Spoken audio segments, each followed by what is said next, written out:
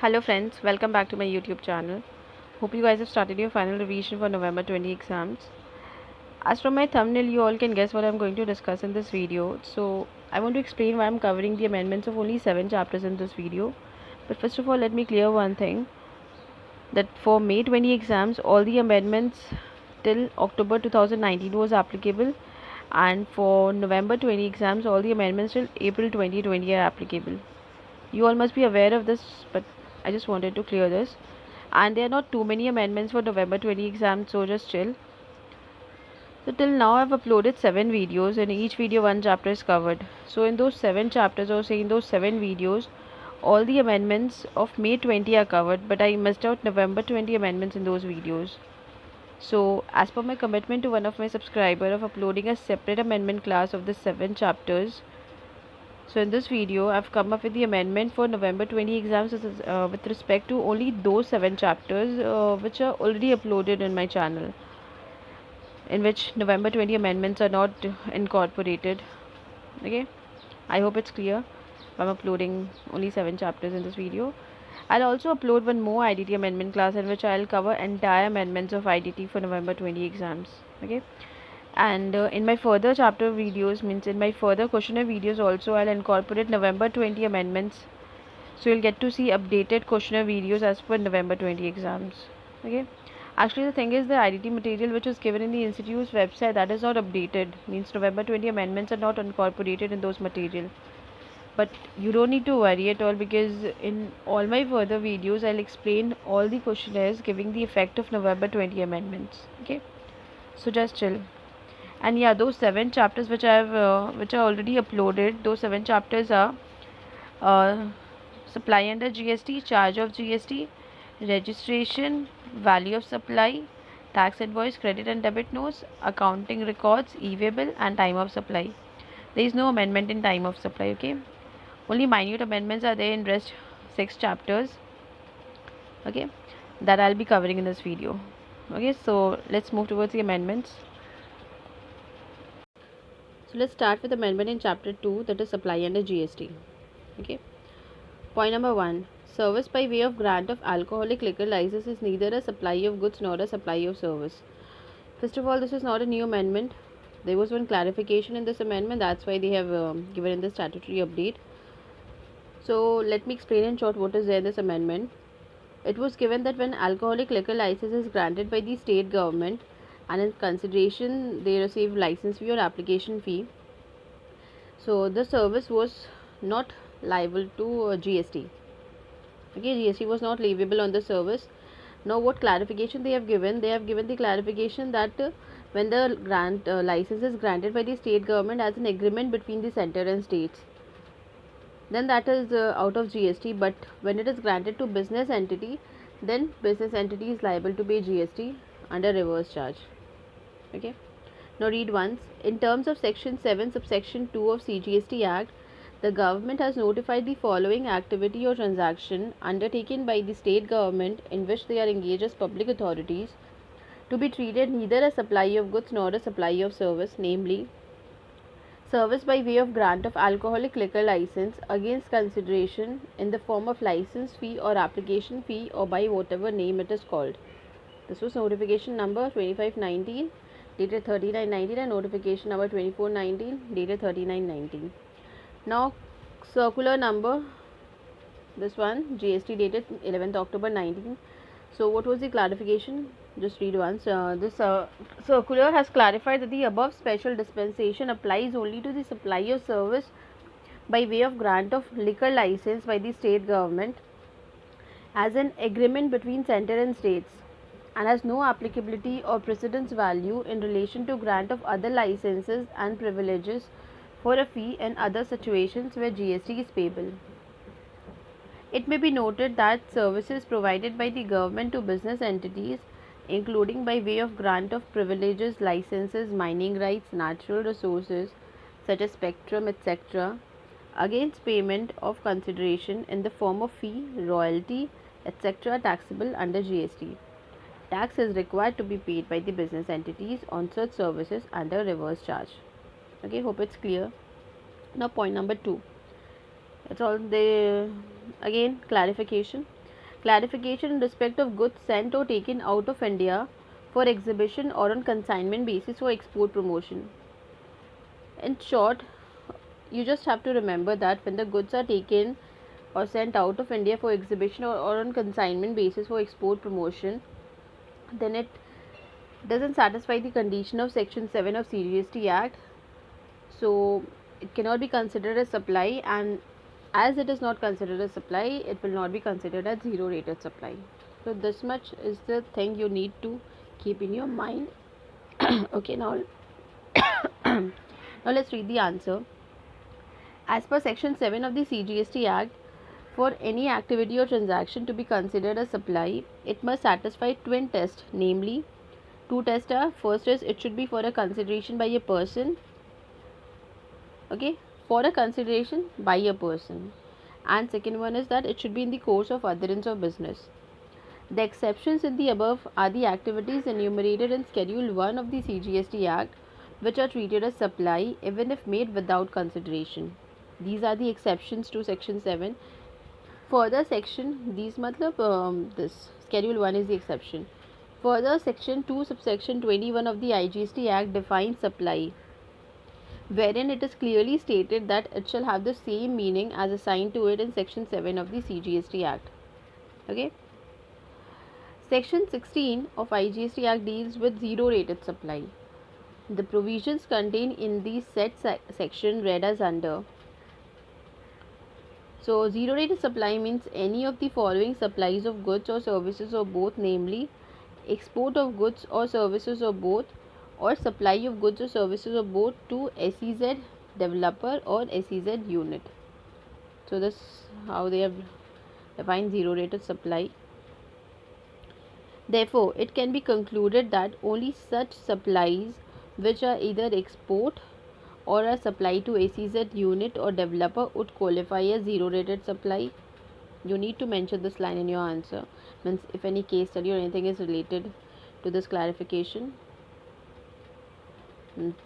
that comes in your exam, then you have to mention this line. It is accordingly clarified that the activity of sending or taking the goods out of India for exhibition, or this last paragraph is also very important. It is accordingly clarified that the activity of sending or taking the goods out of India for exhibition or on consignment basis for export promotion, except when such activity satisfy the test laid down in Schedule 1 of the CGST Act, do not constitute supply, as the said activity does not fall within the scope of section 7 of CGST Act, as there is no consideration at that point in time. Okay, goods was sent out of India for exhibition. Okay, there was no consideration involved in it. Since such activity is not a supply, the same cannot be considered as zero rated supply as per the provisions contained in section 16 of the IGST Act.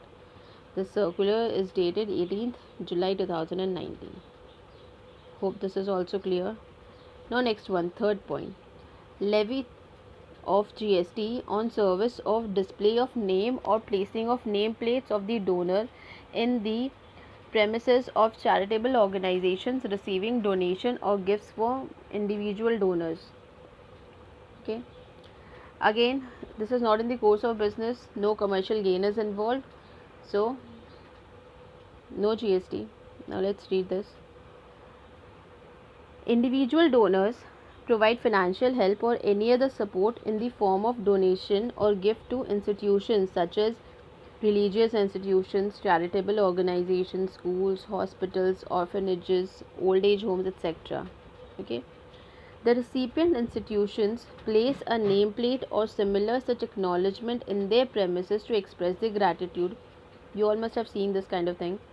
When the name of the donor is displayed in recipient institution premises in such a manner which can be said to be an expression of gratitude and public recognition of donor's act of philanthropy, is not aimed at giving publicity to the donor in such manner that it would be an advertising or promotion of his business, then it can be said that there is no supply of service for a consideration in the form of donation. Okay, if there is no advertisement involved, then we can say that it is not a supply and this donation is not the consideration. There is no obligation on part of recipient of the donation or gift to do anything, supply or service. Therefore, there is no GST liability on such consideration. So let's see the example. Some example of cases where there would be no taxable supply are as follows. Like good wishes from Mr. Rajesh, printed underneath a digital blackboard donated by Mr. Rajesh to a charitable yoga institution. So this is written just good wishes from Mr. Rajesh. So there is no advertisement of any business activity, nothing is there. So no supply, no GST. Second example is donation donated by Srimati Malti Devi in the memory of her father. This thing was written on the door or floor of a room or any part of a temple complex which was constructed from such donation. So in each of these examples, it may be noted that there is no reference or mention of any business activity of the donor, okay, which otherwise would have got advertised. Good wishes from Mr. Rajesh donated by Srimati Malti Devi in the memory of her father. There is no business activity mentioned over here. Thus, where all the three conditions are satisfied, namely the gift or donation is made to a charitable organization. With the help of this example, we can analyze that this donation is made to a charitable organization. Second condition is that the payment has the character of gift or donation and the purpose is philanthropic, that is, it leads to no commercial gain. Second condition is also satisfied, there is no commercial gain involved in this. And third is that and not advertisement. Three conditions are that the gift is made to charitable organization. First condition is this. Second one is that the payment has the character of gift or donation. And third condition is that the purpose is philanthropic, that is no commercial gain. Purpose is philanthropic and not advertisement. Three conditions. So GST is not leviable. All three conditions are satisfied in this, so GST is not leviable on this. So this completes our amendment and chapter 2, that is supply under GST. Okay. So now let's start with amendment in chapter 3, that is charge of GST. Point number 1. Manufacturer of aerated water and supplier of aerated water cannot opt to pay tax under composition levy. And notification number 2 2019 dated 7th March 19. Okay. Now again, this is an old amendment. As we all know that manufacturer of certain notified goods are not eligible to offer composition scheme, that is ice cream and other edible ice whether or not containing cocoa, pan masala, tobacco, manufactured tobacco substitutes. In that list, one more manufacturer is added, manufacturer of aerated water and supplier of aerated water. Okay. So supplier of aerated water and manufacturer of aerated water cannot opt for the scheme. So now let's read. As per section 10 subsection 2 clause E of CGST Act, read with notification number, this is a manufacturer of following goods cannot opt for composition scheme. So they have given the tariff item subheading heading of chapter. Now description is ice cream and other edible ice whether or not containing cocoa, pan masala, all goods that is tobacco and manufactured tobacco substitutes. Further, as per the notification dated 7th March 19, a registered person making supplies of the above goods is also not eligible to pay concessional tax under the said notification. Okay. With effect from 1/10/19, notification dated 7th March 19 and notification dated 7th March 19, that is 14 2019 notification and 2 2019 notification have been amended to include aerated water in the above list of negative goods. Thus, now this is the main thing which you need to remember. Thus, now a manufacturer of aerated water will also not be eligible to offer composition scheme. Likewise, a supplier of aerated water will also not be eligible to pay concessional tax under notification number 2 2019 dated 7th March 19. Okay.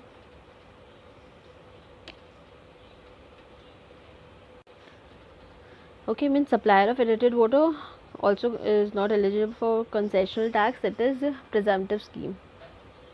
Okay. Now next one, amendments in reverse charge notification. Now point number A is payment of tax under reverse charge is made optional in case of supply of services by an author by way of transfer or permitting the use or enjoyment of a copyright relating to original literary work to a publisher. What is the amendment is this? Earlier, what was used to be given? Just see this chart, first one. In that, in the category of service supplier, author name was also there. Author was also included, and in the recipient publisher was also included. Now they have just separated. They have just bifurcated this. They have made separate table for author and publisher, means for author as a supplier of service and publisher as recipient of service, when because in this case RCM is optional in case of author, so they have just bifurcated this, else everything is same. Just one amendment is there, that in case when the service is supplied by author to the recipient of service, then publisher is liable to pay tax under RCM, but this RCM is optional, means in this case author can also pay tax in forward charge. This is only the difference, that's why they have just segregated this.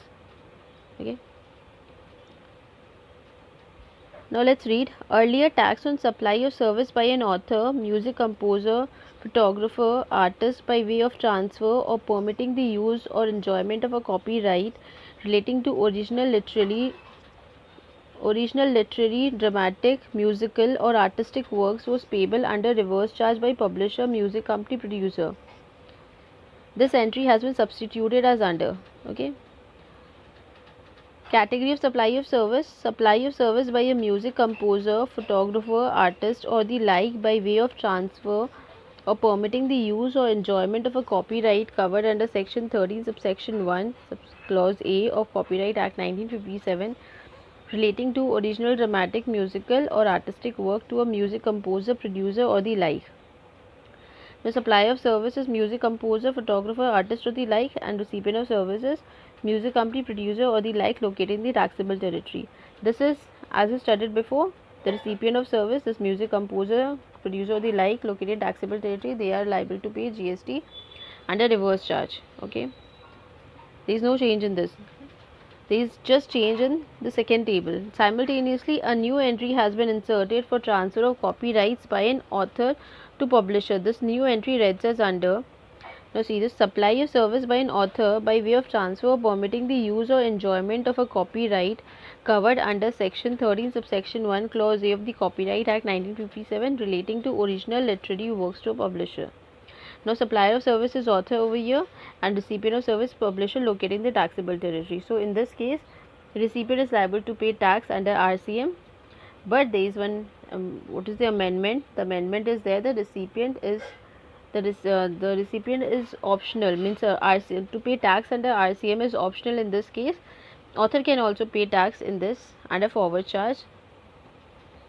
However, an author can choose to pay tax under forward charge if he has taken registration under CGST Act and filed a declaration in the prescribed form that he exercises the option to pay GST on the said service under forward charge in accordance with section 9(1) of CGST Act and to comply with all the provisions as they apply to a person liable for paying the tax in relation to the supply of any goods and or services, and that he shall not withdraw the said option within a period of 1 year from the date of exercising such option. Point number 2 is he makes a declaration on the invoice issued by him in prescribed form to the publisher. Author can pay under forward charge, but if he has taken registration and he has filed the declaration that he wants to exercise his option to pay tax under CGST Act, means under GST Act only, and he'll not withdraw the option within a period of one year, and he shall make this declaration on the invoice that is issued by him to the publisher. Then only author can pay tax under forward charge. Okay, there was option to pay tax under forward charge, that's why this is segregated from the above services. Rest, there is no amendment in this. Okay, now next one is new service has been added under reverse charge. So new service under reverse charge mechanism, serial number 15, category of supply of service what they have given: service provided by way of renting of any motor vehicle designed to carry passengers where the cost of fuel is included in the consideration charge from the service recipient provided to a body corporate.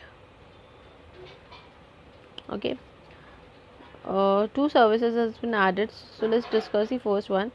Okay, supplier of service in this case is any person other than a body corporate who supplies the service to a body corporate and does not issue an invoice charging CGST at 6% to the service recipient. And recipient of services any body corporate located in the taxable territory. So now let's first see this new service which has been added in detail. See over here, clarification regarding RCM on renting of motor vehicle service. Service by way of renting of any motor vehicle designed to carry passengers where the cost of fuel is included in the consideration charge from the service recipient are taxable in the following two rates. Now in this case, when the renting of motor vehicle service is provided to the service recipient, and so supplier is other than body corporate, recipient is body corporate in taxable territory, then under RCM, then the body corporate is liable to pay tax under RCM. Okay, now see this. Now in this case, GST will be taxable in the following two rates. First is 5% and second is 2%. Now 5% rate is paid when service provider of service, means when the supplier of service has taken only limited ITC, means if he has taken the ITC of only input services in the same line of business, then 5% GST is leviable, and 12% GST is leviable where the supplier of service opts to pay GST at the said rate. In this case, there is no restriction on availing ITC on the goods and services used in supplying renting of motor vehicle service by service supplier. Okay, so let's analyze this. Just see this chart. In case of each of the above two rates, the person liable to pay tax will be as follows. Okay, see, GST is payable at the rate 5%, and if the supplier is other than body corporate, and if the recipient is body corporate, then RCM is applicable. Then in reverse charge, person liable to pay GST is recipient. Okay, but see, if the GST payable is 5%, and if the supplier is body corporate, just see that scenario only. If the GST is payable at 5%, supply is other than body corporate, and recipient is other than body corporate, so obviously RCM is not applicable, forward charge is applicable. So under forward charge, supplier will pay. Now see this next scenario. If the supplier GST payable is 5%, if the supplier is body corporate, then also forward charge is applicable, and person liable to pay GST is supplier.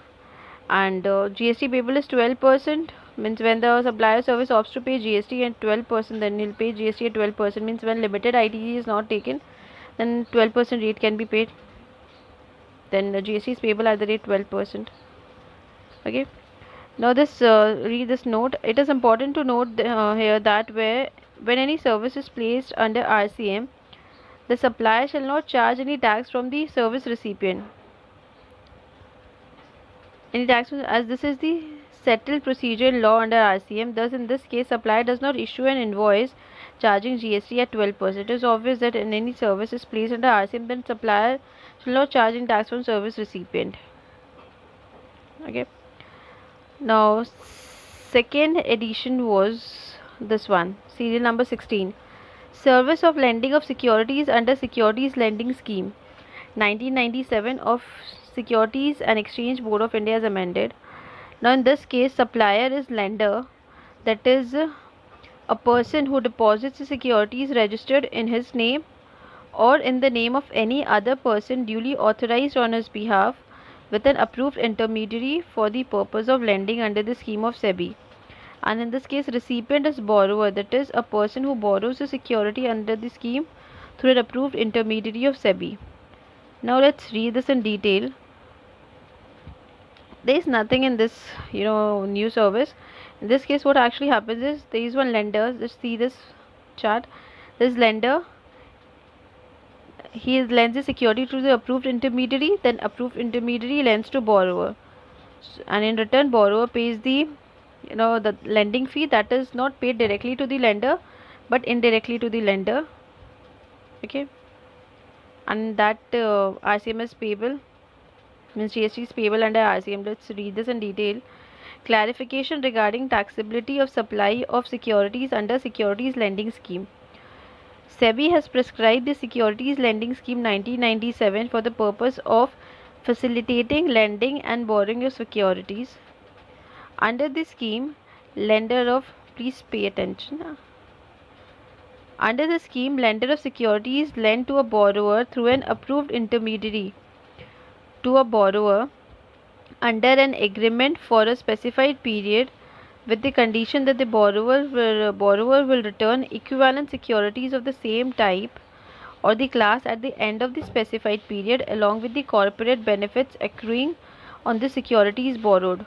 Means after the specified period, at the end of the specified period, borrower will return those securities as it is, as borrower has borrowed the securities, he have not purchased it, so borrower will return to the lender at the end of the specified period along with the corporate benefits. Means along with the corporate benefits which lender was actually entitled to, borrower was not actually entitled for those benefits, so those dividend and all, so borrower will return those corporate benefits also with the securities at the end of the specified period to the lender. Now next one is the transaction takes place through an electronic screen based order matching mechanism provided by recognized stock exchange in India. There is an anonymity between the lender and the borrower since there is no direct agreement between them. Okay, they don't know each other as there is no direct agreement between them. The lender earns lending fee for lending the securities to the borrower. The security lending mechanism is depicted in the diagram below. Okay, you can see the mechanism. In the above chart, what is happening? First one is lender is a person who deposits the securities registered in his name or in the name of any other person duly authorized on his behalf with an approved intermediary for the purpose of lending under the scheme. Okay. Now second, what is happening? Borrower is a person who borrows the securities under scheme through an approved intermediary. Now what is who's approved intermediary? Approved intermediary is a person duly registered under SEBI under the guidelines of scheme through whom the lender will deposit the securities for lending and borrower will borrow the securities. So they have explained the mechanism. Now it may be noted for the purpose of GST Act, securities shall have the same meaning as assigned to it in clause H of section 2 of Securities Contract Act 1956. Section 2 subsection 101 of CGST Act. The definition of service as per section 2 subsection 102 of the CGST Act is extracted as below. Okay, one important thing is going to be discussed now, please pay attention. Now explanation is given. Now first read this one. Service means anything other than goods, money and securities, but includes activities relating to the use of money or its conversion by cash or by any other mode from one form currency or denomination to another form currency or denomination for which a separate consideration is charged. We all know the definition of service and that securities are excluded. Okay, now what they have given explanation for the removal of doubts, it is hereby clarified that the expression services includes facilitating or arranging transaction in securities. Okay. Securities as defined in clause H of section 2 of Securities Contract Act 1956 are not covered in the definition of goods under section 2 subsection 52 and services under section 2 subsection 102 of the CGST Act. We all know that it's not covered in the definition of goods nor in the definition of services. Okay, securities are not covered. Therefore, transaction securities which involves disposal of securities is not a supply of GST and hence not taxable. Again, I am repeating this line. Therefore, a transaction in securities which involves disposal of securities, that is not supply in GST and that is not taxable. So, securities which are excluded in goods and services, they are talking about disposal of securities is excluded. So, the explanation added to the definition of service with effect from 1 to 19, 1st Feb 19, that is, including facilitating or arranging transaction securities, is only clarificatory in nature and does not have any bearing on the taxability of service under discussion, lending of securities in past since 1st July 2017, but relates to facilitating or arranging transaction securities. Now see this important one. The activity of lending of securities, the new service which one is added, this activity of lending of securities, that is not a transaction in securities, as it does not involve disposal of securities. So securities are not disposed of, securities are just lended. Borrower is borrowing the securities, borrower is not purchasing the securities, lender is just lending his securities, he is not disposing his securities. So Lending of securities is not a transaction in securities as it does not involve disposal of securities. The scheme under the securities lending scheme doesn't treat lending of securities as disposal of securities, and therefore it is not excluded from the definition of service. I hope you can link this thing. It is not treated, this lending is not treated as disposal of securities, and therefore it is not excluded from service. From service, only disposal of securities is excluded, and this lending of securities is not disposal of securities, so therefore it is not excluded from the definition of service. Now again what they have said, the lender temporarily lends the securities held by him to the borrower and charges lending fee for the same from the borrower. That is clear. The borrower securities can further sell or buy the securities and is required to return the lended securities after the stipulated period of time. The lending fee charged from the borrower securities has the character of consideration, and this activity is taxable in GST since 1/7/2017. Okay, this lending service is given, and in return lender is getting lending fee.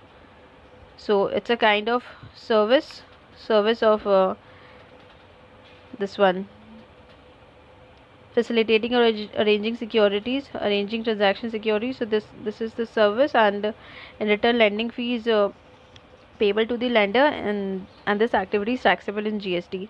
Apart from the above, the activities of the one more activity is taking place, activities of intermediaries.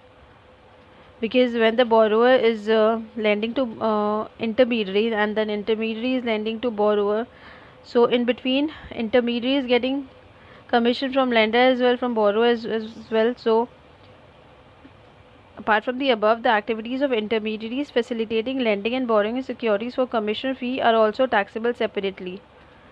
So that is different service. Borrower is lender is borrowing to, means lender is lending to borrower, borrower is giving lending fee to the lender. That is one service that is taxable in GST. Now another service is intermediary is facilitating lending and borrowing of security. So in return intermediary is getting commission or fee, that is also taxable separately. So two kinds of services are involved in this. For the past period, that is from 1/7/17 to 30th September 19, from 1st July 17 to 30th September 19, GST is payable under forward charge by the lender, and request may be made by the lender, that is supplier, to SEBI to disclose the information about the borrower for discharging GST under forward charge. The nature of tax payable shall be IGST. With effect from 1st October 2019, the borrower security, with effect from 1st October 2019, what happens? The borrower of security shall be liable to discharge GST under reverse charge mechanism. The nature of GST to be paid shall be IGST under RCM. Okay, with effect from 1st October 19, there is no forward charge. Under reverse charge, borrower is liable to pay GST. And that too IGST, means the nature of GST is IGST. So last clarification, point number 5, clarification on issue of GST on airport levies. So let me discuss this in short once. Just imagine there are three persons. First one is airlines, second is passenger, and third one is airport operator. Now what happens over here is, there's two terms known as PSF and UDF. One is passenger service fee and the second one is user development fee. So these two fees are charged to passengers. Okay, so these two services are charged to passenger for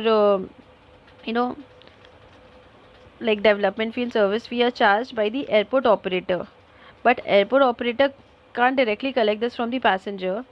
So on behalf of airport operator, this airlines collect this fees, this PSF and UDF from the passenger, and then it remits to airport operator, and in return airlines charge collection fee.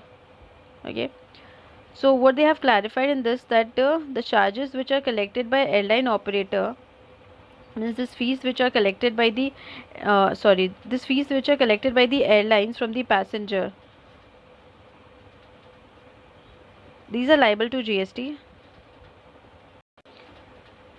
So under forward charge, supplier, this airport operator is liable to pay GST on PSF and UDF. And one more service is involved in this, that is collection charges. And one more service of collection service is involved. So in the collection charges also, airlines are supposed to pay the tax under forward charge, and airport operator will take the ITC of the same. Okay, basically two services are involved. One is service from airport operator to passenger. Okay, and consideration is PSF and UDF, and in that consideration supplier will pay the tax, supplier will pay GST. And second service is provided by airlines to the airport operator, that is collection service, and in return collection charges are received by the airlines operator, and in that airlines will pay the GST on collection charges under forward charge, and airport operator will take the ITC of the same. Now read this once. PSF, passenger service fee, is charged under Rule 88 of the Aircraft Rules 1937, according to which the airport licensee may collect PCF from embarking passengers at such rates as specified by the central government. According to the rule, the airport licensee shall utilize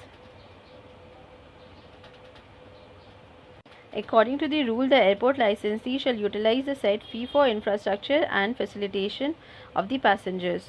Okay, airport licensee means they are talking about airport operator. They are supposed to utilize this fees for the infrastructure and facilitation of the passengers. Now UDF, user development fee, is levied under 89 of the aircraft rules, which provides that the licensee may levy and collect at a major airport the user development fee at such rate as may be determined under clause B of subsection 1 of section 13 of Airport Economic Regulatory Authority of India Act 2008. Though the rule does not prescribe the specific purpose of levy and whether it is to be charged from the airlines or the passengers, however, it is seen from section 2 subsection 9 of the Airport Economic Regulatory Authority of India Act 2008 that the authority which manages the airport is eligible to levy and charge UDF from the embarking passengers at any airport. Means PSF and UDF both will be charged by the airport operator from the passenger, but it will not be collected directly by the airport operator, it will be collected through airline. Means airline will collect from the passenger and remit to the airport operator, and the passenger's service fee which is collected, that will be utilized for infrastructure and facilitation of the passengers. Now third para, further Director General of Civil Aviation has clarified wide order dated 13 September 2010 that in order to avoid inconvenience to passengers and for smooth and orderly air transport or airport operations, the UDF shall be collected from the passengers by the airlines at the time of issue of air ticket, and the same shall be remitted to the Airports Authority of India in line system or procedure in vogue. For this, collection charges of ₹5 shall be receivable by the airlines from AAI, Airport Authority of India, that is airport operator they are talking about, which shall not be passed on to the passengers in any manner. The above facts clearly indicate that PSF and UDF are charged by airport operator for providing the service to passengers. Section 2 subsection 31 of the CGST Act states that consideration in relation to the supply of goods or services or both includes any payment made or to be made, whether in money or otherwise, in respect of, in response to, or for the inducement of the supply of goods or services or both, whether by the recipient or by any other person. Thus, PSF and UDF charged by airport operator are consideration for providing services to passengers. Thus, services provided by an airport operator to passengers against consideration in the form of UDF and PSF are liable to GST. UDF was also liable to service tax. The airport operator shall pay GST on PSF and UDF collected by them from the passengers through the airlines. Since the airport operator are collecting PSF and UDF inclusive of GST, there is no question of their not paying GST collected by them to the government. I hope it's clear till here. Now, the collection charges paid by the airport operator to the airlines are a consideration for the services provided by the airlines to the airport operator, and the airline shall be liable to pay GST on the same under forward charge. IDC of the same will be available with the airport operator. Okay, so this completes our amendment in chapter 3, that is charge of GST. So let's start with amendment in chapter 3, that is value of supply. First one is value of supply in case of lottery. Rule 31A subsection 2 of the CGST rules provides the value of supply in case of lottery. If you guys remember, there was separate rates for value run by, means lottery run by state government and lottery authorized by state government. In first case it was 12%, in the second case it was 28%. But after amendment, there's the same rate is there in both cases, 28%. Okay, this is a new amendment. Earlier separate valuation mechanisms were provided for lottery run by state government and lottery authorized by the state government. However, with effect from 1st March 2020, Sub-Rule 2 of Rule 31A has been amended to provide that the value supply of lottery will be higher of 100 by 120 of the face value of ticket or 100 by 120 of the prices notified in the official gazette by the organizing state. Okay, this is the notification dated 2nd March 2020. Now second one is clarification on issue of GST on airport levies. This I've discussed in detail in charge of GST amendment class. So just read it once. I'll explain you in short that there are two services involved in this. First service is provided by the airport operator to passenger. Airport operator supplies service to passenger, and return passenger pays PSF and UDF, but these fees are not collected directly from the passenger. Airport operator collects the service from the passenger via airlines, and in return airlines charges collection charges, and the airline is acting as a pure agent in this case. Okay, airlines is acting as a pure agent in this case. This is only there in this clarification. Just read it once. It has been clarified that service provided by an airport operator to passenger against consideration in the form of user development fee and passenger development fee are liable to GST. Means airport operator is collecting this two fees from the passenger, so airport operator is liable to pay GST in this, means forward charges applicable. PSF and UDF being charges levied by airport operator for services rendered to the passengers are collected by the airlines as an agent, and is not a consideration for any services provided by the airlines. Thus, airline is not responsible for payment of GST on UDF or PSF, provided the airline satisfies the condition prescribed for a pure agent under Rule 33 of the CGST rules. It is the licensee, that is the airport operator, who is liable to pay GST on UDF and PSF. Okay, as the airline is providing the service as a pure agent, so airline is not responsible for payment of GST on UDF and PSF. Who is responsible? Airport operator is responsible to pay GST on PSF and UDF. Next is airlines may act as pure agent for the supply of airport services in accordance with Rule 33 of CGST rules.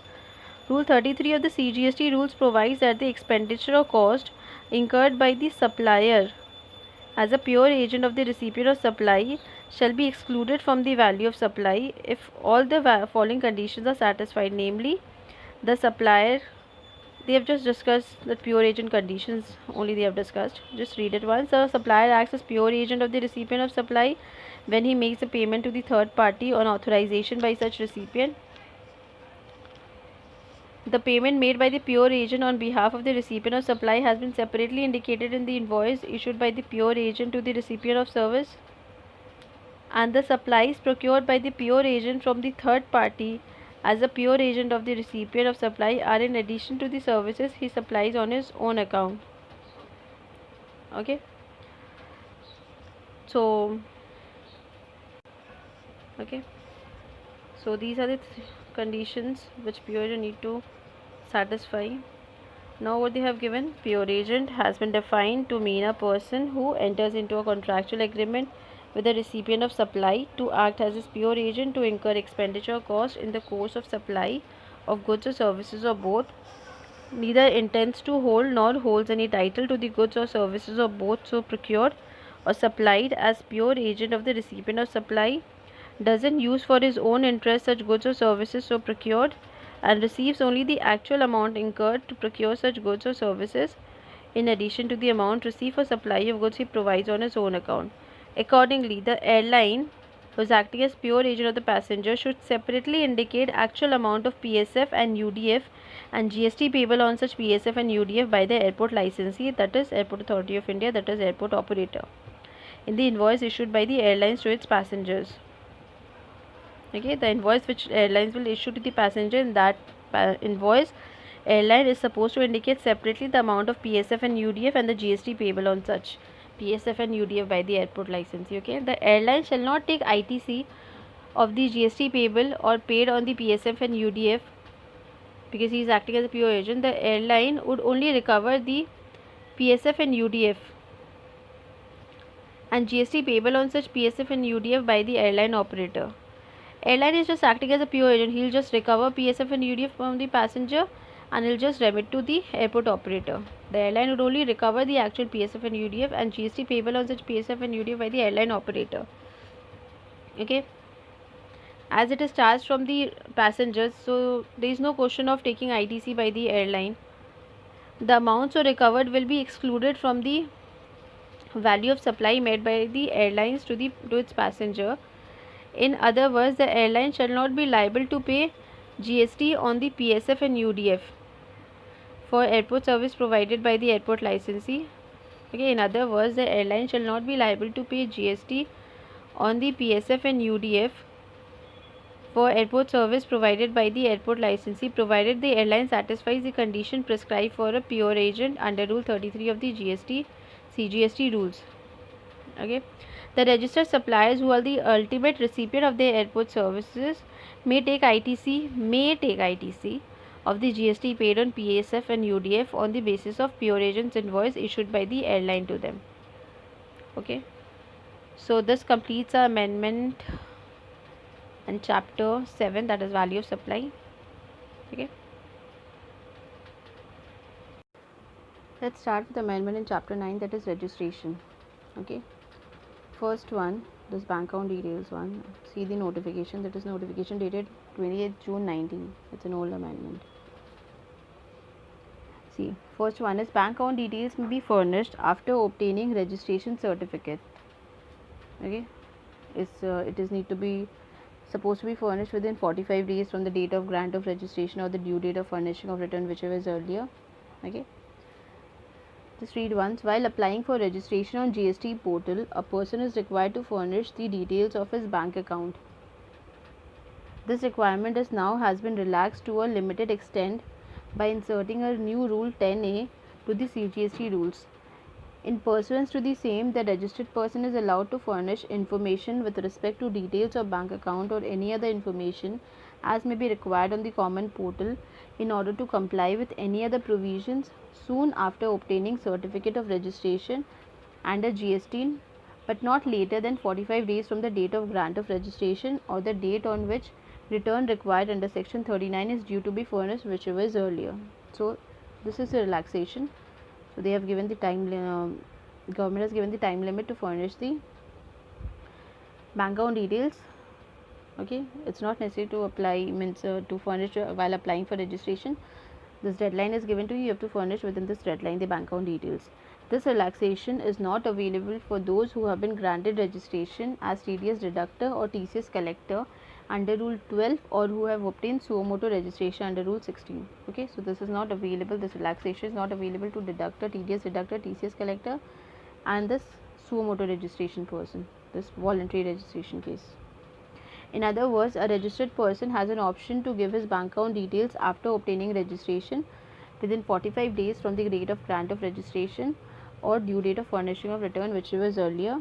However, if a person violates the provisions of Rule 10A, his GST registration is liable to be cancelled. Okay, means if the bank account details are not furnished within this deadline, then his registration will be cancelled. GST registration will be cancelled. This is given in Rule 21. Now second one is manner of furnishing of details of state or UT in application for registration by a TDS deductor in a state or UT where he doesn't have a physical presence. Okay, details are to be furnished in Part A and Part B. In Part A, he'll furnish the name of that said state or UT, and in Part B, he'll furnish the state in which principal place of business is located. Read this one. Hitherto there was a specific provision for furnishing details of state or UT in the application for registration by a TCS collector in a state where he doesn't have a physical presence prescribed under Rule 12(1)(a). Rule 12(1)(a) has been amended to extend to said provisions to a TDS deductor also. Okay. Okay, earlier the specific provision was for TCS collector, now this has been provided to TDS deductor also. So resultantly, when a person is applying for registration to deduct TDS in a state or UT, Union Territory, where he doesn't have a physical presence, he shall mention the name of said state or Union Territory in Part A of prescribed application form for registration. Further, the name of state or Union Territory in which his principal place of business is located is to be mentioned in Part B of the application form. Okay. State or Union Territory is mentioned in Part A and Part B of the application form may be different. Okay. This was notification dated 18th July 19, again old amendment. Next one, meaning of not making taxable supply during suspension of registration clarified.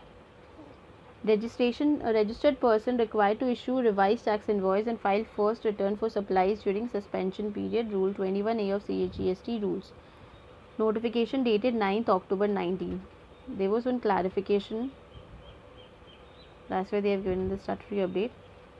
So what is the clarification? As you all know that when registered person applies for cancellation of registration, or when the proper officer cancels his registration, then in that period, then the registration remains suspended, and during the suspension period, means when this his registration is suspended, at that period registered person shall not make any taxable supply. Now this shall not make any taxable supply, this term has only been clarified in this clarification. Clarification is that they cannot make taxable supply, means they cannot issue tax invoice, and accordingly they cannot charge tax on supplies. Okay. And after this revocation of suspension of registration, they can issue revised tax invoice and they can file first return. See this, Rule 21(a) provides that once a registered person has applied for cancellation of registration, or the proper officer seeks to cancel his registration shall remain suspended during pendency of the proceedings relating to cancellation of registration filed. His registration shall remain suspended during pendency of the proceedings relating to cancellation of registration filed. Such person shall not make any taxable supply during the period of suspension and shall not be required to file any return. No taxable supply, no return during this period of suspension. Okay. An explanation has been inserted to the sub rule 3 of Rule 21(a), clarifying that the expression shall not make any taxable supply shall mean that the registered person shall not issue a tax invoice and accordingly not charge tax on supplies made by him during the period of suspension. They can make supply, but they cannot issue a tax invoice. They cannot charge tax on the supplies. Okay. Further, a new sub rule 5 has been inserted in said rule to provide that where any order having the effect of revocation of suspension of registration has been passed, if such order has been passed, means if suspension of registration is revoked, then the provision of section 31 subsection 3 clause A, revised tax invoices, and section 40, that is first return, in respect of supplies made during the period of suspension and the procedures specified therein shall apply. Okay. If the suspension is revoked, then revised tax invoice and first return provisions will apply for the supplies made during the period of suspension. Hope it's clear. Now fourth one is Aadhaar authentication mandatory for new registrants for grant of registration. Now this is the new amendment. Just see the notification date. Notification dated 23rd March 2020. Now this what amendment they have made? The amendment is that the new registrants is compulsory required to take this Aadhaar authentication for grant of registration, and existing registrants also required to undergo this Aadhaar authentication, because without undergoing this one, means if their Aadhaar is not authenticated, then their registration shall be deemed to be invalid. So new registrants as well as the existing registrants shall undergo this Aadhaar authentication. Now read this. There is a simplified registration procedure under GST. However, in an endeavour to curb or check fly-by night operators and to increase compliance, Aadhaar eKYC based registration has been introduced under the GST law. With effect from 1st April 2020, Aadhaar authentication has been made mandatory for the new applicants, whether an individual applicant or an applicant other than individual, in order to be eligible for grant of registration.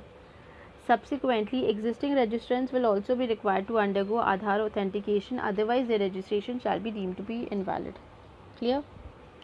Subsection 6A, 6B, 6C and 6D were inserted in Section 25 of CGST Act 2017 by the Finance Act 2019 to make Aadhaar authentication mandatory for specified class of new taxpayers and to prescribe the manner in which certain class of registered taxpayers are required to undergo Aadhaar authentication. Section 25(6)(a) requires every registered person to undergo authentication or furnish proof of possession of Aadhaar number in prescribed form and manner and within prescribed time. Okay. Now, Section 25 to Section 6B and 6C requires every individual and Karta, managing director, whole-time director, partner firm, etc., respectively, to undergo the authentication or furnish proof of possession of Aadhaar number in prescribed manner. Such authentication is mandatory to be eligible for grant of registration. It shall be from a date to be notified. Section 25 of Section 6D provides that the provisions of Section 25 6A, 6B, 6C shall not apply to notified person or class of persons or any notified state or UT or part thereof. Okay. In pursuance to subsection 6B, 6C, 6D of Section 25, following amendments have been made. Rule 8 of CGST Rules 2017 provides the procedure for application of registration. A new subrule 4A has been inserted after subrule 4 to Rule 8. It provides that with effect from 1st April 20, the applicant shall, while submitting an application under Rule 4, undergo authentication of Aadhaar number for grant of registration. Okay, they have just revised the procedure. In exercise of power conferred by Section 25, 6B and 6C, an individual authorized signatory of all types, means managing an authorized partner of a partnership firm, Karta of HUF, shall undergo authentication of Aadhaar number as specified in this rule in order to be eligible for registration with effect from 1st April 20. However, if Aadhaar number is not assigned to the said person, they shall be offered alternate and viable means of identification in the manner specified in Rule 9 of the said rules. Okay, alternate means will be specified. Proviso inserted to Rule 9(1) provides that where a person other than those notified under Section 25(6)(d) fails to undergo authentication, where a person other than those notified under Section 25(6)(d) fails to undergo authentication of Aadhaar number specified in Rule 8(4)(a) above, then the registration shall be granted only after physical verification of the principal place of business in the presence of said person, not later than 60 days from the date of application. Okay. Exclude the persons who are notified, means exclude the persons who are not required to undergo this authentication, means for those persons, they are talking about the persons for those who this Aadhaar authentication is mandatory. If those persons fails to undergo this authentication, then registration will be granted only after physical verification of the principal place of business in the presence of said person, and this physical verification will be done only within 16 days from the date of application. A site survey, means physical verification will be done and identification documents will be verified. In such cases, deemed approval of registration application will not be applicable. Okay, there is no concept of deemed approval of registration, that is after expiry after expiry of 60 days the registration will be granted automatically. This deeming provision, this deemed approval provision is not applicable in this case. Rule 25 providing for physical verification of business premises has also been suitably amended to provide that where the proper officer is satisfied that the physical verification of the place of business of a person is required due to failure of Aadhaar authentication before grant of registration or due to any other reason after the grant of registration, he may get such verification of the place of business in the presence of the said person done. The verification report along with other documents including photographs shall be uploaded in the prescribed form on the common portal within a period of 15 working days from the date of such verification. Okay, Rule 25 providing for physical verification of business premises has also been suitably amended to provide that, it's an important one, so I am reading again. Providing for physical verification of business premises has also been suitably amended to provide that means physical verification can be conducted by proper officer before grant of registration, also means when there is failure of other authentication, and it can be done after grant of registration also for any other reason. And the verification report along with the other documents including photographs that will be uploaded in the prescribed form the common portal within 15 working days from the date of such verification. Now, in exercise of the power conferred by Section 25(6)(d) with effect from 1st April 2020, the provisions of Section 25(6)(b) and 6(c) shall not apply to a person who is not a citizen of India or to a class of person other than the following class of persons, namely. Now, what they have said that the provisions shall not apply to a person who is not a citizen of India or to a class of person other than the following class of persons, means these ABCD. For in case of ABCD, this provisions is applicable. Aadhaar authentication is mandatory, but it is not mandatory for the person who is not a citizen and to a class of persons, a specified class of person that is not given here.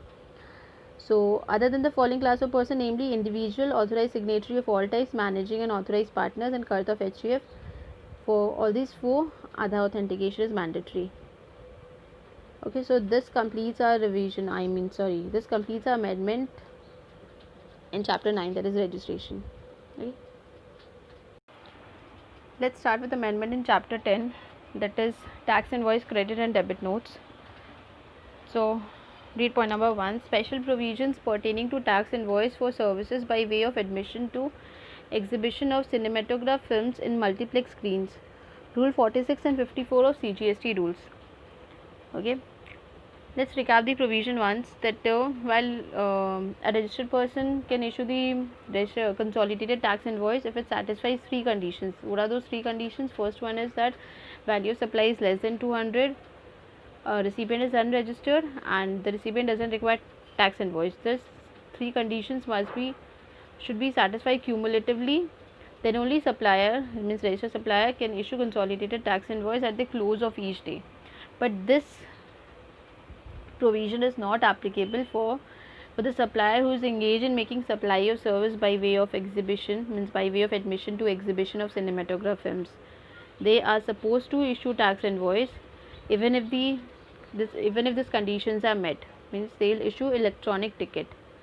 Okay, even if the supply is less than 200, even if recipient is unregistered, even if the recipient doesn't require tax invoice, they have to issue individual invoices, not consolidated invoice. They have to issue individual invoice, and that too they have to issue electronic ticket. That will be deemed to be a tax invoice. A registered person has an option to issue consolidated tax invoice for supplies at the close of each day where the value of goods or services supplies is less than 200, recipient is unregistered and does not require tax invoice in terms of section 31(3)(b) of CGST Act read with 4th proviso to rules 46 of CGST rules with effect from 1st September 2019. 4th proviso to rule 46 has been amended to disallow this option to a supplier engaged in making supply of services by way of admission to exhibition of cinematograph films in multiplex screens. Further, with effect from 1st September 19, a new sub-rule 4A has been inserted in Rule 54. Accordingly, a registered person who is supplying services by way of admission to exhibition of cinematograph films in multiplex screens shall be required to issue an electronic ticket. The said electronic ticket is deemed to be a tax invoice even if such ticket does not contain the details of recipient of service but contains the other information as mentioned under Rule 46. Moreover, supplier of such service in a screen other than multiplex screen also has been given an option to follow above procedure. Means supplier of such service in a screen other than multiplex screen. Okay, they have also been given an option to follow the above procedure. Now, second one is manner of issuing e-invoice.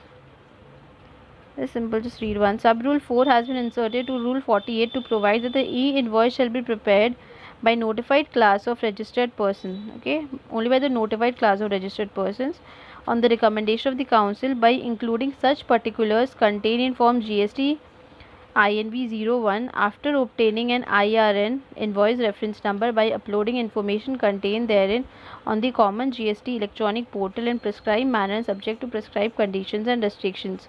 Means that notified registered person will upload the information on the common GST electronic portal, and after uploading the information as per the means in prescribed manner and conditions, then he'll obtain an IRN, that is invoice reference number. Then on the basis of this IRN, the registered person can issue e-invoice, and in that he'll mention all the particulars in that all the particulars which are stated in form GST INV01, all particulars will be included in that e-invoice. Okay. Every invoice issued by the said person in any manner other than the manner specified in Rule 48(4), means the manner which we have discussed just now. If every invoice that is issued by the said person in a manner other than the manner specified in Rule 48(4) shall not be treated as an invoice, that will not be treated as an invoice if it is not issued as per the manner specified in 48(4). The requirement of preparing the invoice in duplicate and triplicate in case of supply of service and goods respectively does not apply to such e-invoices. As we all know that in case of supply of service, duplicate invoice, and in case of supply of goods, triplicate invoice. Okay. So that is not applicable in e-invoices. Following invoice registration portals, IRPs, has been notified as common GST electronic portals for the purpose of preparation of invoices. These all are the portals. Okay, you can just read this one. Now next one, there what is given, Rule 46 and 49 of CGST Rules 2017 have been amended to provide that government may by notification on the recommendation of the council and subject to such conditions and restrictions as mentioned therein specify that the tax invoice or bill of supply shall have a QR code, quick response code. Okay, as it's an e-invoice, that then it will have a quick response code. This is the notification dated 13th December 19. So it's a new amendment after October. All amendments are for November 20 exams. So it's a new amendment. Next one is clarification in respect of goods sent or taken out of India for exhibition or on consignment basis for export promotion. I've already discussed this clarification in supply under GST amendments. Okay. In that it was stated that when the goods are sent or taken out of India for exhibition or consignment basis for export promotion, that is not supply, because it is not satisfying the conditions of section 7, and as it is not covered under supply, means as it is not a supply, so it is not be called as export supply also. So read it once.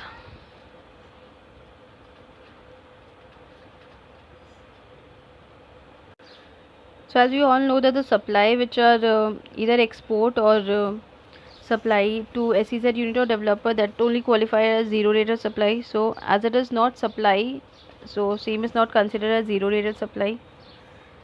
So what is given here, read once. The activity of sending or taking the goods out of India for exhibition or on consignment basis for export promotion, except when such activities satisfy the test laid down in Schedule 1 of CGST Act, herein after refer to as specified goods, do not constitute supply, as the said activity does not fall within the scope of section 7 of CGST Act, as there is no consideration at that point of time. Okay. The specified goods sent or taken out of India are required to be either sold or brought back within the stipulated period of 6 months from the date of removal, as per provisions contained in section 31(7) of CGST Act. As we all know that within 7 months that goods should be sold or brought back. So the supply would be deemed to have taken place on the expiry of 6 months from the date of removal if the specified goods are neither sold abroad nor brought back within the said period. If the specified goods are sold abroad fully or partially within the specified period of 6 months, then what happens? That the supply is affected in respect of the quantity so sold, and it will be affected on the date of such sale. Further, the sender shall issue a tax invoice in respect of such quantity of the specified goods which have been sold abroad, in accordance with the provisions contained in section 12 and section 31 of CGST Act, read with Rule 46 of CGST Rules. Now, when the specified goods sent or taken out of India have neither been sold nor brought back, either fully or partially within the stipulated period of 6 months, then what happens? then supply is deemed to take place at the expiry of on the date of expiry of 6 months. No? So what is given here? I'm reading again. When the specified goods sent or taken out of India have neither been sold nor brought back either fully or partially within the stipulated period of 6 months as laid down in section 31 subsection 7 of CGST Act, the sender shall issue a tax invoice on the date of expiry of 6 months from the date of removal in respect of such quantity of specified goods which have neither been sold nor brought back in accordance with the provisions contained in section 12 and section 31 of CGST Act, read with rule 46 of CGST rules. Now the above position is explained by way of example below. To see this example, Messrs. ABC sends 100 units of specified goods out of India. Now the activity of merely sending or taking such specified goods out of India is not a supply.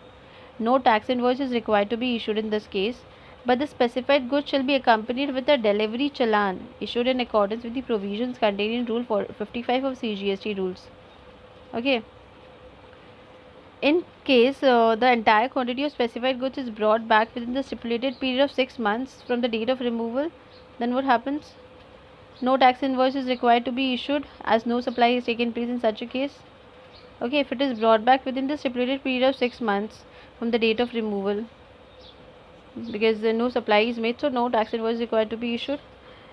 Now, in case, however, the entire quantity of specified goods is neither sold nor brought back within 6 months from the date of removal, a tax invoice would be required to be issued for entire 100 units of specified goods in accordance with the provisions contained in section 12 and section 31 of the CGST Act, read with rule 46 of CGST rules within the time period stipulated under section 31 subsection 7 of CGST Act. Means invoice is required to be issued on the date of expiry of 6 months. Okay.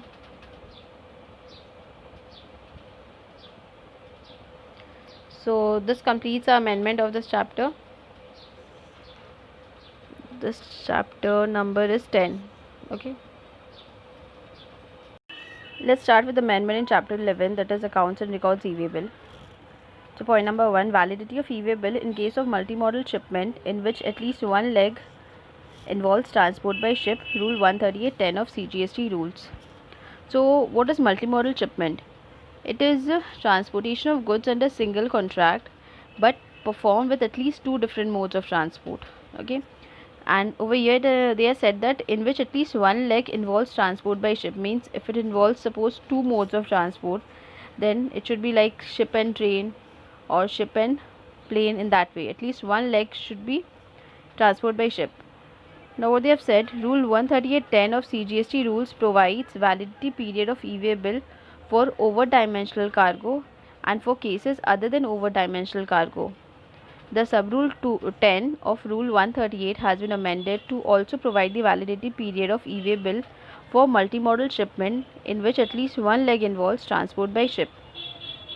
Thus amended sub-rule 10 lays down as under. If the distance within country is up to 100 km, then validity period from relevant date means validity period of e-way bill will be 1 day in cases other than over-dimensional cargo or multimodal shipment in which at least one leg involves transport by ship. Okay, over-dimensional cargo is you can say big cargo, but in case of other than over-dimensional cargo, validity period is 1 day for distance up to 100 km, and for every 100 km part thereafter, one additional day in cases other than over-dimensional cargo or multimodal shipment in which at least one leg involves transport by ship. Means suppose if it's 120 km, 150 km, then one additional day is added in validity period. Now up to 20 kilometers for in case 1 day in case of over-dimensional cargo, big cargos or multimodal shipment in which at least one leg involves transport by ship. For every 20 km part thereof, one additional day in case of over-dimensional cargo or multimodal shipment in which at least one leg involves transport by ship. Okay, for every 20 km, one additional day in case of over-dimensional cargo. The sub-rule 10 has been further amended to lay down that the validity of the e-way bill can be extended within 8 hours from the time of its expiry. So extension of time, the time extension that can be made within 8 hours from the time of expiry. Okay. Now restriction on furnishing of information in part A of form GST e-way bill EWB 01. Now the amendment, this was not the new one. This was the old amendment notification dated 20/6/19, but this one, second one, this is the new amendment. See the notification date, it's dated 26 December 19, so it is applicable for November 20. This is the new one amendment. So in this amendment, what they are saying, restriction on furnishing of information part A. So by this amendment, they are putting restriction on the information that is furnished in part A of form GST EWB 01. So indirectly, indirectly they are putting restriction in generation of e-way bill, because if furnishing means if information is not furnished in part A, then information part B is also not furnished. And if information is not furnished in part B, then e-way bill will not be generated. So indirectly they are putting restriction on the generation of e-way bill. So what is said in this provision, that no person, including a consigner, consignee, transporter, an e-commerce operator or a courier agency, shall not be allowed to furnish the information in Part A of Form GST EWB 01 in respect of following registered person, whether as a supplier or a recipient. Point number 1 is a person paying tax under composition scheme or under notification number, this is dated 7th March 19, has not furnished the statement for payment of self-assessed tax for 2 consecutive quarters, or a person paying tax under regular scheme has not furnished the returns for 2 consecutive months, or a person paying tax under regular scheme has not furnished GSTR 1, that a statement of outward supplies for any 2 months or quarters as the case may be. So till now what they have explained, they have said that no person means, suppose if any in part A we all know that in part A consignor and consignee details are furnished, and in part B transporters details are furnished. So they have put restriction on furnishing information part A only, not in part B. So suppose if either of consignor or consignee, suppose if consignor's GSTN is blocked, then consignor cannot furnish information in part A. Not only consignor, consignee, transfer, e-commerce operator, no one can furnish the information in part A if only consignor's GSTN is blocked. Suppose if consignee GSTN is blocked and consignor is not blocked, then also no one can furnish information in part A. That's why they have said in bracket they have written including this. So they have put the restriction on everyone, even if just consignor's registration means GSTN is blocked, then also no one can furnish information in part A, means in that case e-way bill can't be generated. Okay, but in suppose take another example, in that case, suppose transporter's GSTN is blocked, though transporter is not required to take GST registration, even if suppose after that also, though is not required, then also he has taken registration, and if his registration is blocked, his GSTN is blocked, then there is no restriction, means then transporter's details is required to be furnished, then transporter details will be furnished in part B, because they have not given restriction in part B. There is restriction only in part A. And if either consignor or consignee GSTN is blocked, then part A information can't be furnished, and if part A information can't be furnished, then part B also can't be completed, then GST means e-way bill also can't be generated. So this situation arises only when either consignor or consignee or GSTN of both of them are blocked. And when such situation arises, when the person paying tax under composition scheme has not furnished, means if the registered person is under composition scheme and that registered person has not paid the self-assessed tax for 2 consecutive quarters. 2 consecutive quarters means first or second quarter, second, third quarter, and that way. If suppose they have made the payment for first quarter, means if they have not paid the payment for first quarter, suppose, and if they have made the payment for second quarter, and again if they have not made the payment for third quarter, then that is not covered over here, because they have said 2 consecutive quarters. Or second one is a person paying tax under regular scheme has not furnished, if suppose a registered person is under the regular scheme and he has not furnished the return for 2 consecutive months, or if the person is paying tax under regular scheme has not furnished GSTR 1, that is statement of outward supplies for any 2 months or quarters as the case may be, quarterly return or monthly return according to the turnover 1.5 crores they are saying.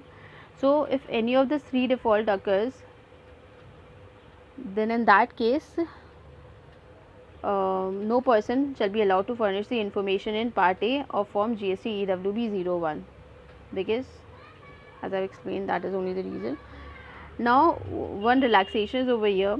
However, Commissioner may, on receipt of an application from a registered person in prescribed form, on sufficient cause being shown and for reasons to be recorded in writing by order in prescribed form, allow furnishing of the said information in Part A of Form GST EWB 01, subject to prescribed condition and restrictions. Okay. Now these all three, any of them, means out of these three scenarios, if due to any of the scenario GST of consign or consignee, anyone's GST is blocked, and due to that no one is able to furnish the information in Part A, and because of this e-way bill can't be generated, and if e-way bill is not generated, then movement of goods is also not possible. Supply can be made, but movement of goods can't take place without e-way bill. And this restriction is not applicable in those cases where e-way bill generation is not mandatory. Okay, this restriction applies only in those cases where e-way bill generation is mandatory. Okay, so if such scenario exists, and if if requisition is made to Commissioner by the applicant, means by the registered person in prescribed form on sufficient cause, and if the Commissioner is satisfied, then he can allow furnishing of the said information Part A, and then e-way bill can be generated easily. Okay, but it may happen that Commissioner may reject the order also. So an order rejecting said request shall not be passed without giving the said person a reasonable opportunity of being heard. Means if Commissioner is rejecting the order, means rejecting the request of registered person of furnishing information in Part A, then he'll reject his request only after giving a reasonable opportunity of being heard. That's given the permission granted or rejected by Commissioner of State Tax or Commissioner of Union Territory Tax shall be deemed to be granted, or as the case may be, rejected by the Commissioner. Same thing, if this permission is granted or rejected as per as per SGST or UTGST, then it shall be deemed to be granted as per CGST in that way. If it is granted or rejected as per by the Commissioner of State Tax or Union Territory Tax, then it will be deemed to be granted or rejected by the Commissioner. Okay, this was the new amendment. So this completes our amendment on chapter 11.